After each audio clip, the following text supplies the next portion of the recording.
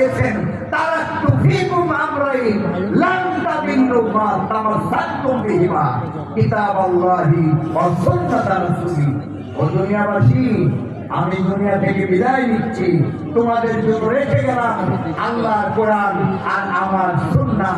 সুন্নাহ হচ্ছে কোরআনের ব্যাখ্যা, রাসূলের বাস্তব জীবনে সব রেকর্ড হচ্ছে কোরআনের, রেকর্ড হচ্ছে সুন্নাহ হাদিস।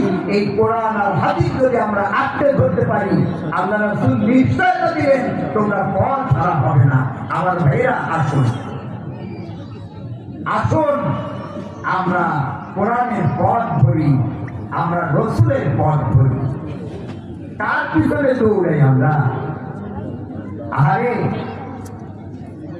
মানুষ কি পরিমাণ নির্বোধ হলে, জাহেল হলে, অজ্ঞ হলে, ঈমান হারা হলে একজন মানুষ আর একজন মানুষের আদর্শের পিছনে দৌড়াদৌড়ি করে।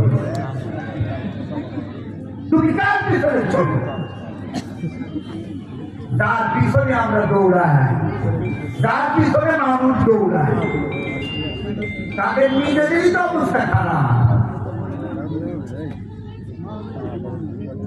আল্লাহ তাআলা দুনিয়াবাসীর জন্য দিলেন রাসূলকে, দিলেন রসুলের আদর্শকে, দিলেন আল কোরআন।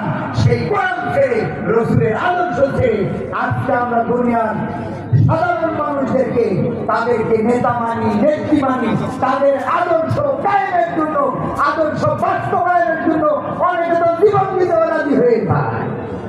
তাহলে আপনার ইমান থাকে কোথায়? আপনার ইমান থাকে কোথায়? আপনি যদি আল্লাহ এবং তার রাসূলকে বাদ দিয়ে তার বিপরীতে যদি মানুষের